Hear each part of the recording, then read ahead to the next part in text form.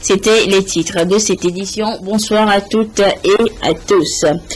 Une étude a été réalisée pour faire l'état des lieux des droits successoraux de la femme dans la préfecture de Sotoubois. Une initiative pour plaider pour l'accès des femmes à la terre et au respect de leurs droits à la succession conformément à la recommandation 28 de la CVJR. Les résultats de l'étude ont été présentés la semaine dernière à Sotoubois. Le compte rendu avec la marque Podiona.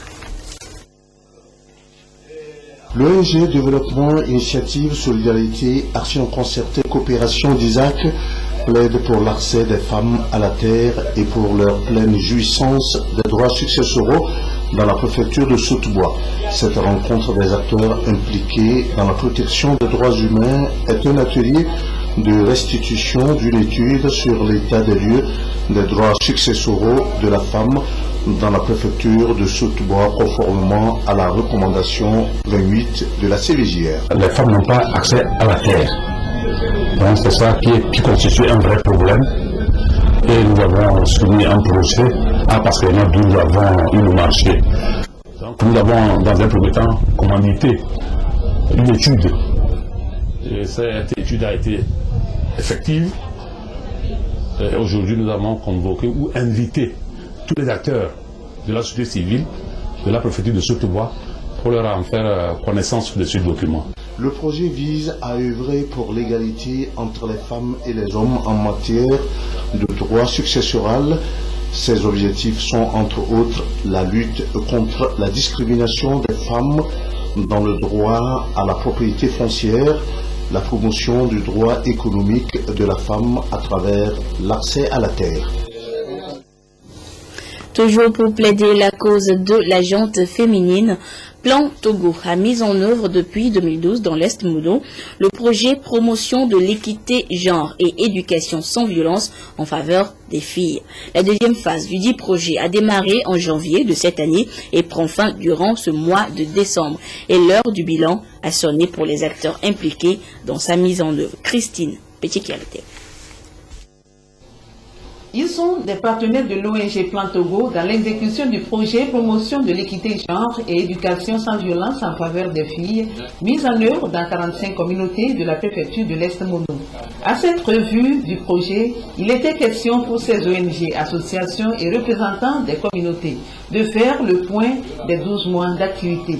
Au terme de ces 2 jours de travaux, nous avons pu apprécier les résultats par rapport aux indicateurs que nous sommes assignés dans le document du projet et quelques résultats tangibles. Ce que nous pouvons aussi dire, ce que les partenaires ici présents ont compris que vraiment nous avons atteint certains résultats, certes, mais ces résultats ne sont pas à 100%. Il faudra encore travailler davantage. Aujourd'hui, le projet est fini. Nous, les communautaires, nous avons déjà mis des mécanismes en place pour pérenniser le projet parce que nous avons déjà beaucoup acquis sur le projet.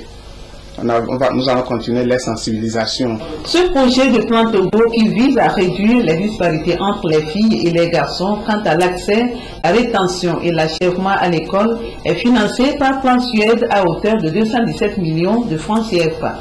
Pour les 12 mois d'activité, des résultats satisfaisants ont été obtenus selon les différents acteurs. Entre autres résultats, l'augmentation du taux d'inscription des enfants handicapés, la parité entre les filles et les garçons à l'école primaire et l'application des codes de discipline positive dans les écoles. Les codes de discipline positive dans les écoles, justement, parlons-en, c'est une autre manière de punir les élèves sans avoir recours à la punition corporelle. L'ONG Plan Togo en a fait un volet inscrit dans ce même projet de promotion de l'équité genre et éducation sans violence en faveur des filles. Les écoles de la préfecture de l'Est Mono sont même récompensées pour avoir appliqué avec succès ces codes de discipline positive. Les détails avec Derman Songoy. Deuxième, EPP Kokolo, avec une moyenne de 48,00.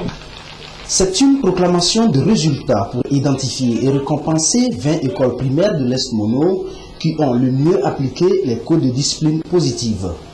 Il s'agit en effet d'encourager les écoles qui ont plus contribué à garantir un environnement attrayant et sécurisé pour les élèves.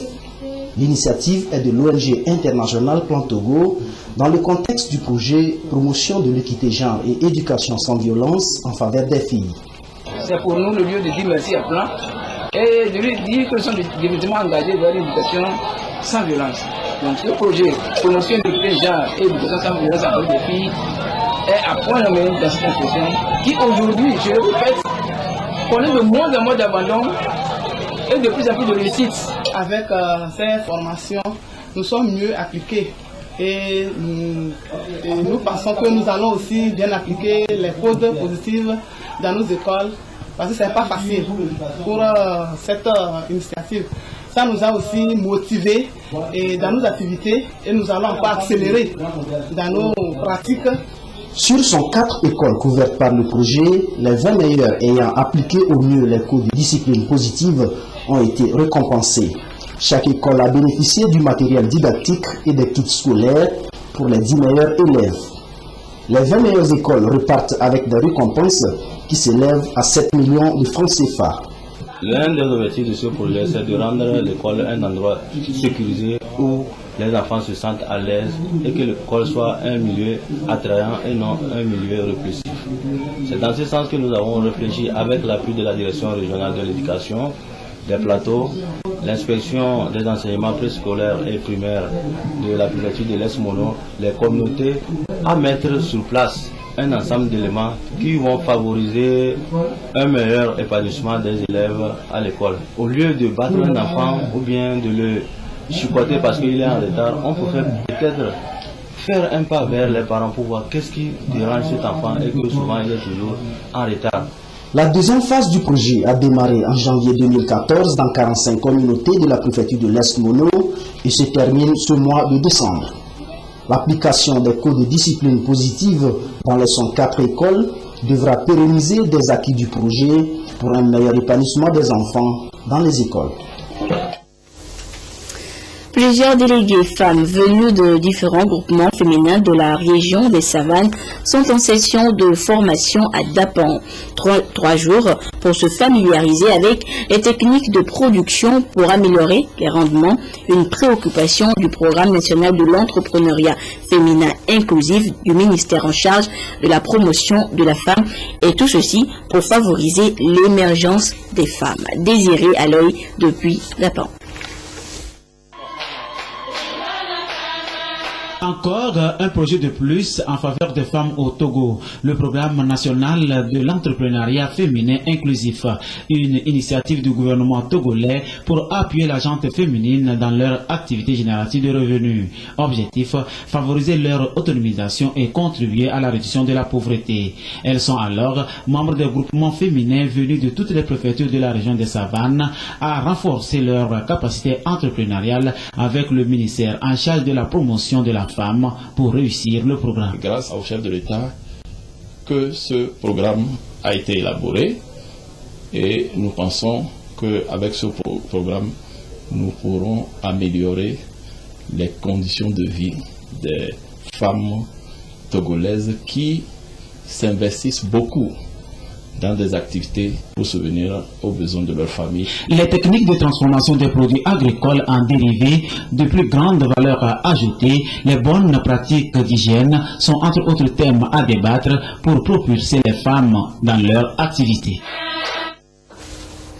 Revue annuelle des activités mises en œuvre du projet renforcement du droit à la protection des enfants handicapés à travers la réadaptation à base communautaire démarrée depuis 2012 dans les préfectures de Tchamba et Sotoubois. Il s'agissait pour les participants de faire le bilan des activités de ce projet qui prend fin en cette fin d'année. Reportage Lamarque Boyona.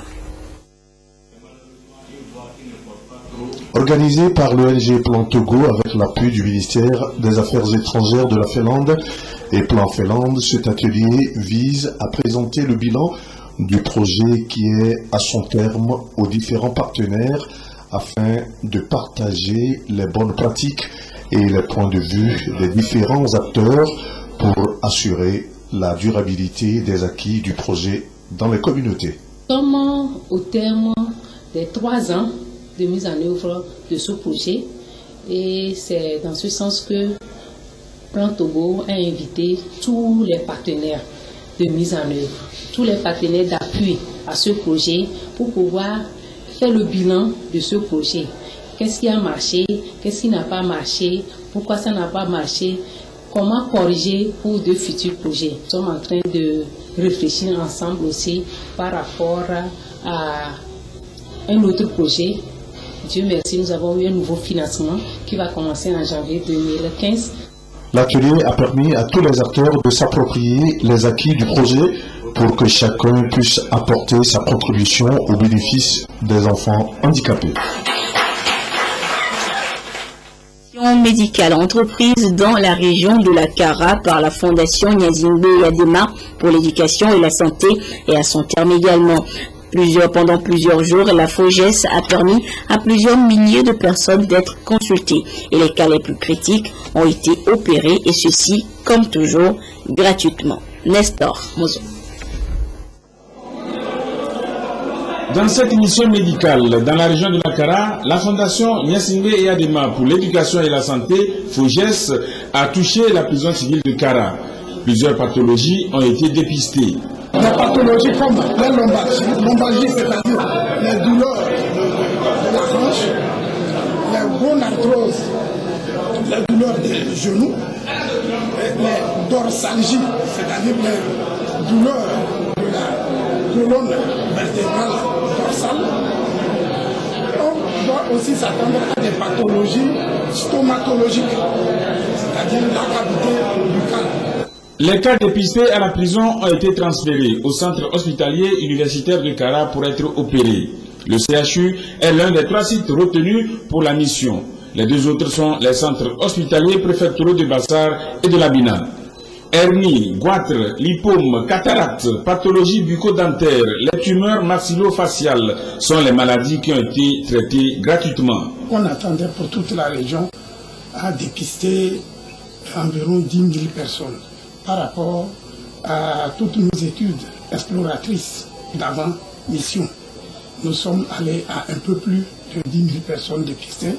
Nous sommes allés à 1500 poussières malades opérées sur toute la région. Je suis venu à Pagoda, on m'a traité, l'hernie qui était sur moi a été opérée.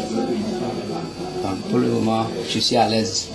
Après la Kara, la FOGES a ciblé la région des plateaux pour sa prochaine mission chirurgicale. Et sûrement que les images de ces différentes pathologies ont choqué plus d'un, mais certaines de ces pathologies pourraient être évitées en ayant juste une bonne hygiène alimentaire. Et parmi les aliments sains à consommer sans modération, on retrouve le fonio, une céréale produite en pays à Kosso qui regorge de plusieurs vitamines que nous fait découvrir Pierre et Yves Abevivi dans ce dossier. Il ressemble à un champ de riz, plutôt nous sommes dans un champ de fonio à Eketo dans le Wawa. À partir du mois de juin, on commence l'activité par le labo du terrain. 5 jours environ après le semis, le fonio pousse. L'on procède alors au désherbage 30 jours après la poussée, acte que l'on peut répéter au besoin, ajouté au contrôle des oiseaux qui peuvent arracher les fleurs. Quand on n'arrache pas tout les herbes, dedans, ça peut gâter l'évolution du fonio. La culture du fonio demande beaucoup de soins. Difficile, certes, mais au bout de l'effort et sur 1 hectare, l'on peut récolter 5 à 6 sacs de 500 kg. Les dépenses pour un champ de 1 hectare s'élèvent à environ 100 000 francs CFA, mais chose heureuse, le bénéfice selon cette coopérative avoisine 300 000 francs CFA. Le fonio est notre aliment de base et sa commercialisation nous permet de scolariser nos enfants. Si le fonio donne des avantages financiers, il présente également des vertus nutritionnelles. Il y a 3 groupes d'aliments. Les aliments énergétiques, qui sont les glucides et puis les lipides. Les aliments constructeurs, qui sont les protéines. Et puis les aliments protecteurs, qui sont les vitamines et les sels minéraux. Disons déjà que le fonio contient tous ces types d'aliments. Le fonio est plus riche en glucides que les autres céréales, le maïs, le riz, etc. Parlant des vitamines, le fonio en regorge suffisamment. Le fonio contient la vitamine B1 et la vitamine B2. Sa carence entraîne l'arrêt de la croissance. La vitamine B3 et là, sa carence entraîne de petits problèmes de pigmentation de la peau, la pélagre. Des avantages certains auxquels s'ajoutent des sels minéraux tels que le fer, le calcium, le phosphore, et à cause de tout ce dont le fonio contient, sa production mérite d'être encouragée.